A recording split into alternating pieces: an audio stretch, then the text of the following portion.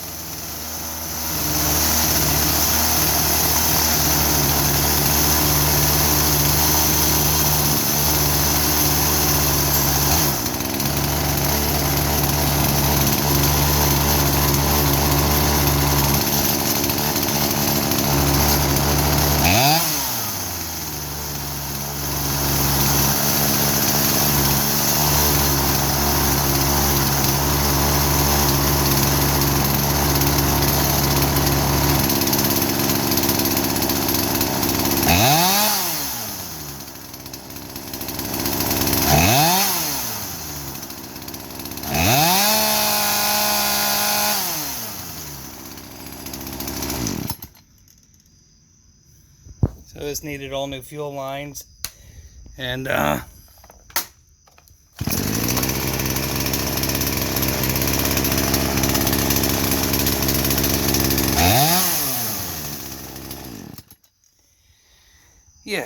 and then I actually ended up because I didn't have a Zama kit, but I had another identical Craftsman that was in here. I ended up swapping out the carburetors because these diaphragms are so dried up in here, and I have some video on the GoPro. I don't even know where the GoPro's at right now. Got a lot of crap going on in here, but I'm pretty convinced that this guy, so long as it is maintained a little bit. The same thing with this guy here. Gave this a service, changed out the this belongs to the same gentleman. Changed out the air filter. We put a date and a smiley face on it, and changed the oil. Look at that, I shook it around a little bit, but and clean the carburetor out and try to do this one-handed. It's always fun to do it one-handed and make sure there's nothing underneath this guy too. So I end up slinging something out.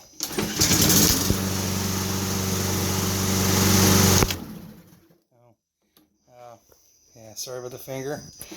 Anyways, so you get the point. Stuff sits with gasoline in it, with the alcohol in it long enough, it'll turn into shellac. Highly recommend. I'm pretty sure this is made by the same group that makes the Echo, but it already has a stabilizer in it to extend the fuel life. But the problem is that when you let this stuff sit so long, you know, you get the schmeary, gooey, ooey mess, and that comes with its own problems in the carburetor. And yeah, so I'll give the gentleman a text or a call here in a minute. And we'll call this a successful project, even though I spent more time on this guy than I probably needed to. At least that guy was fairly simple. So